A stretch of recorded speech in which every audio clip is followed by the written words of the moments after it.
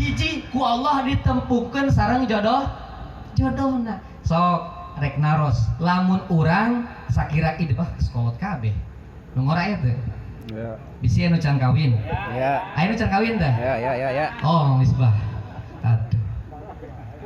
lamun aya jalmi ku Allah ditepungkeun sareng jodohna nikmat apa henteu nikmat teh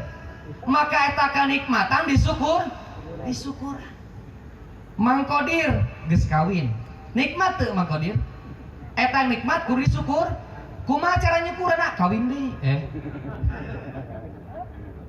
ulah kawin deui mah cara nyukuranna jadikeun istri urang sebagai teman hidup dan kita harus muasharah bil ma'ruf.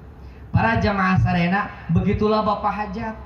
ayeuna syukuran dina wengi ayeuna karena arah-arah naon ku Allah dipaparinan kanikmatan nu jadeun puterna alhamdulillah tos kenging jodohna